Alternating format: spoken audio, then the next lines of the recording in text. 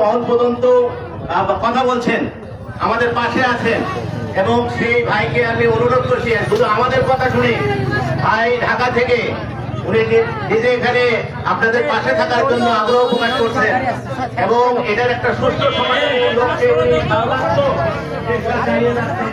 আমি এখন অনুরোধ করব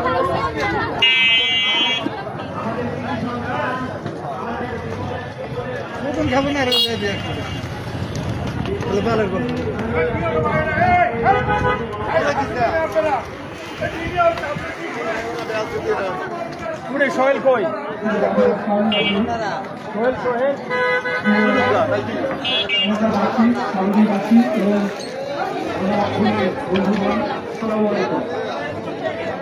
আপনারা সবাই ভালো আছেন? আমি জানি যে আপনারা অত্যন্ত মনে কষ্ট নিয়ে এই রোদ্রের খারাপ আপনার উপরে অপেক্ষা করছেন। আমি কৈফিয়ত দিয়ে নেই, আমার একটু দেরি হয়েছে আসতে, এবং এখানে আসার আগে আমি উপজেলা নির্বাহী কর্মকর্তার কার্যালয়ে তার সাথে আমি কথা বলেছি। তিনি অনুরোধ করেছিলেন তার সাথে এখানে কথা বলার আগে যেন আমি একটু কথা বলে নেই। আমি কথা বলেছি।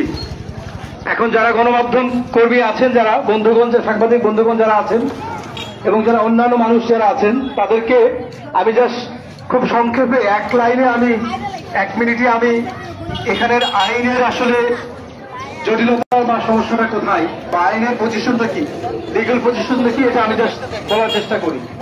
সেটা হচ্ছে, আপনারা নিশ্চয় অবগত আছেন, এই 5 কলোনিতে প্রথমে মহাজেরদেরকে এখানে 53 সালে মহাজেরদেরকে পুনর্বাসনের জন্য জায়গা দেওয়া হয়, যেটা 1962 সালে রেকর্ডভুক্ত করা হয়।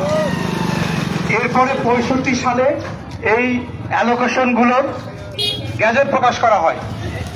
এখন আইনের পজিশন হচ্ছে, যদি কোনো জমি কারো নামে রেকর্ডভুক্ত হয়, যদি ভুলভাবেও হয়ে থাকে, তাহলে এটা যতক্ষণ পর্যন্ত ল্যান্ড সার্ভে ট্রাইব্যুনাল আছে, জমি জমা সংক্রান্ত সার্ভের যে আদালত আছে, এখান থেকে পরিশুদ্ধ হয়ে আসার আগ পর্যন্ত আপনি যদি সঠিক পক্ষ হয়ে থাকেন, জমির মালিকও হয়ে থাকেন, তাহলে আপনি ওটার ফয়সালা করতে পারবেন না। যে জমিটা 1962 সালে রেকর্ডভুক্ত হয়েছে, 1965 সালে গ্যাজেট হয়েছে, এর পরবর্তী সময়ে মিলিটারি অফিসাররা কি এটা এসে তাদের মালিকানা দাবি করতে পারে? যদি মালিকানা তাদের নিতেই হয়, তাহলে এই রেকর্ড সংশোধন আগে করতে হবে। রেকর্ড সংশোধন না করা আগ পর্যন্ত তারা এটার মালিকানা দাবি করতে পারবে না। এটা আইনি পজিশন। আর এটা কার কতখানি জমি আছে সেটা বড় কথা নয়। আমার ওখানে যদি 1 শতক জমি থাকে, কলোনির বাইরে যদি আমার 100 বিঘাও জমি থাকে, সেই জমির সাথে শুধু আমার টাকার বিনিময়ের মূল্য নয়, আমার সেখানে স্মৃতি জড়িত, যেটা আপনি টাকা দিয়ে কিনতে পারবেন না। শৈশব কেটেছে এই কলোনির উপরে, আমার কৈশোর কেটেছে, আমার ছেলেবেলায় আমার পিতা মাতা সেখানে কোলে নিয়ে আমাকে চুমু খেয়েছে। এই জমি আমি হাতছাড়া করতে চাই না।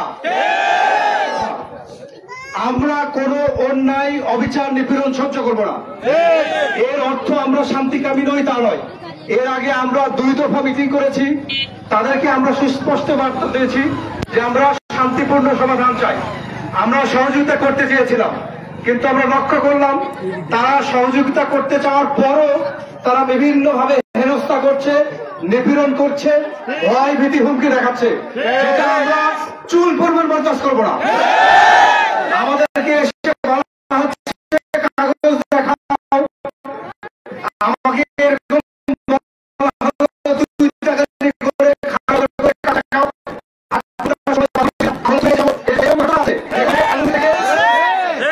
এরকম ঘটনা আছে। কলোনি থেকে আমাদের ভাইদেরকে তুলে উপজেলা পরিষদে নিয়ে আসছে। যদি আপনি কোন জমির বিবাদী পক্ষ হন, যদি আপনি বিপক্ষ পক্ষ হন, আপনার কি এই আইনি অধিকার আছে আরেক পক্ষকে উঠে তুলে নিয়ে আসার? এটা নিতান্ত মাস্তানি ছাড়া আর কিছু নয়। আমরা এই ধরনের কোন মাস্তানি বরদাস্ত করবো না। যদি আপনারা এখানে জমিতে আসতে চান, আইন আদালত আছে, কোর্ট কাছারি আছে, আপনারা আইনের ডিউ প্রসেস ফলো করে আসবেন। আমরা শান্তিপূর্ণভাবে আপনাদেরকে জমি ছেড়ে দেওয়ার জন্য প্রস্তুত থাকবো, আইনের পথ হেঁটে আসেন।